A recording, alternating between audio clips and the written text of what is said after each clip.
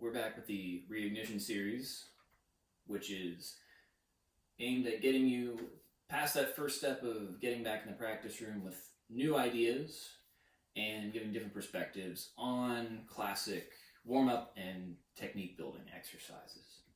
So we're currently working on split pitch, multiphonic, long tones. And the first video was aimed at just getting going with those and introducing the idea. Now we're going to take it to the next step.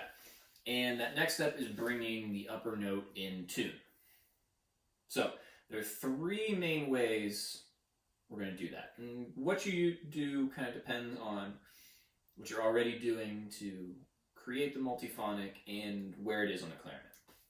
So the main thing is working on the voicing. And that kind of goes for the whole range of that lower register, adding in the top note.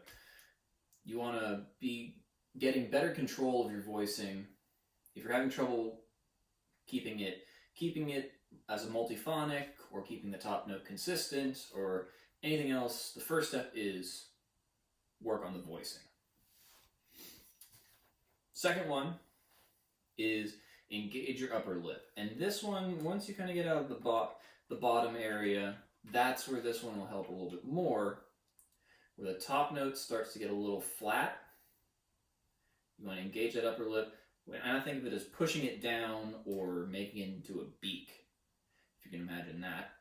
And I found that helps push the top note up a little bit in pitch while keeping the bottom note, as long as you don't bite, keeping the bottom note pretty consistent. So we'll try to do a demonstration here. It has been soupy outside for too long, but I'll give it a shot.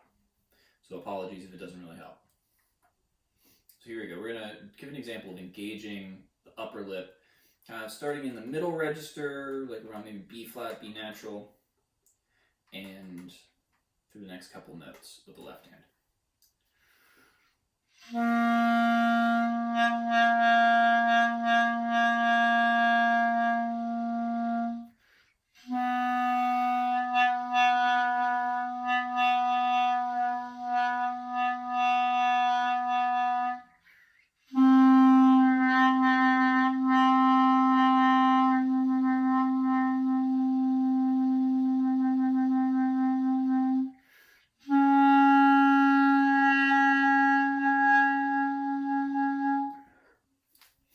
So that worked out better when I was practicing it. But when I was bringing the top note, it came in a little bit flat, and then I engaged the top lip, brought it up just enough to be in tune for the perfect fifth. Now the last thing is adding extra keys. And this you'll want to use mainly in your throat tones, so F, F sharp, and G, to bring that upper note, C, C sharp, D, in tune. So let's try this one for a couple examples.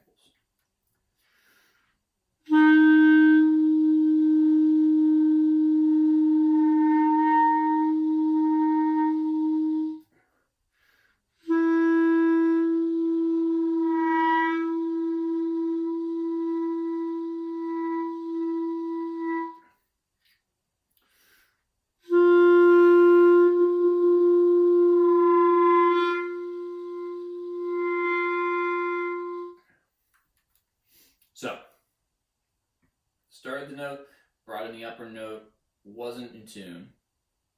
Tried voicing, upper lip, raised it a little bit, and then I added E flat and A flat to help raise the upper note while keeping the bottom note a little more consistent. And so this will help you with creating the fingerings or remembering the fingerings for the altissimo notes or the higher notes, and give you some options for resonance fingerings. So now, a remix on this, once you've gone through the bottom register, get over the break. Instead of going bottom up, try top down. And when you have the right hand down, you're probably going to want to do a little drop of the register key to help you bring it out, but you want to try to keep the multiphonic stable when you do that. Try an example.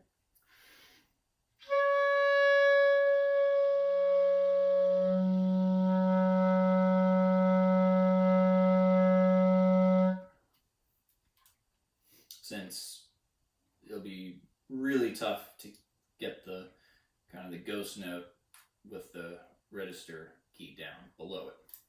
Now when you're in the left hand, you can get that called a ghost note, but it's a note that's not the first register note that you're fingering. So show it on G.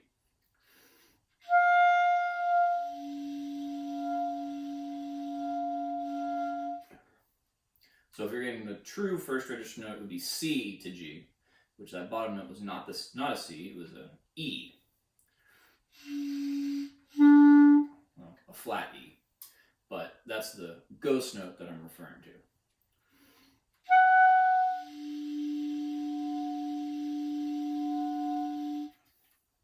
Here your goal should first be to get that lower note to have reasonable tone. It's, like I call it a ghost note, but it's a really undervoiced note, so it's not going to be your beautiful orchestral tone as if you were playing just that note regularly, but you want to get it to have reasonable tone. So you want to make sure you're not just dropping everything and being oatmeal with the embouchure. You want to keep it engaged, and then you want to make sure it's in tune. And these are an octave plus a third, depending on the note, it's a major or a minor third. So just play around with it and see what happens and what you need to aim for. So that should be enough to build on what we talked about in the first episode, and we'll be back in the next episode to wrap up our long tone exercises before we move on to some other stuff. So we'll see you there.